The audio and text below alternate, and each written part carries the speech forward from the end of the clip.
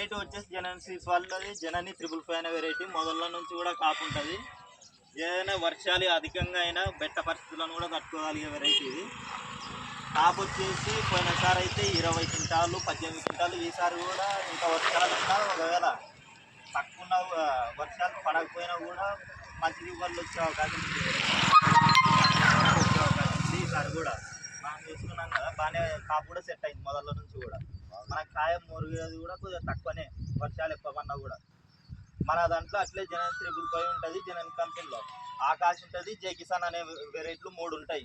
అవి రెండు జై కిసాన్ కానీ ఆకాశ్ కానీ 2 వెరైటీలు ఎర్లీగా అయిపోయే వెరైటీలు.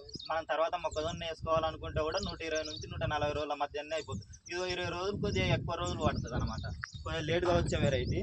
ఈ వెరైటీ వచ్చేసి మన వాళ్ళు కొనుగోలు చేసింది ఎక్కడంటే సాయిరామ్ సీడ్స్ శాంతినగర్, తెలుసు కదా, మన పరిచయం అవసరం లేదు, ఆల్రెడీ అందరికి తెలుసు సాయిరామ్ గురించి.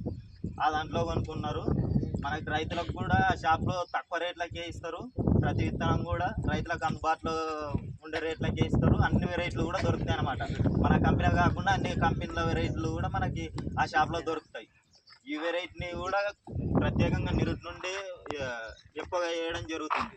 ప్రతి రైతు సాటిస్ఫై అవుతున్నారు ఈ వెరైటీ నుంచి, మంచి దిగుబడులు పొందగలుగుతున్నారు. ప్రతి రైతు కూడా వేసుకోదగ్గ వెరైటీ అని.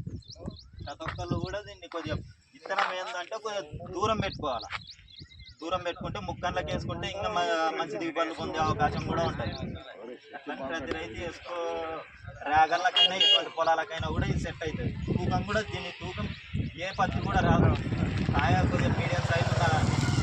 విత్తన శాతం ఎక్కువ ఉంటుంది, దూది శాతం చాలా తక్కువ ఉంది, దిగుబడి ఎక్కువ వచ్చే అవకాశాలు ఉంటాయి అన్నమాట.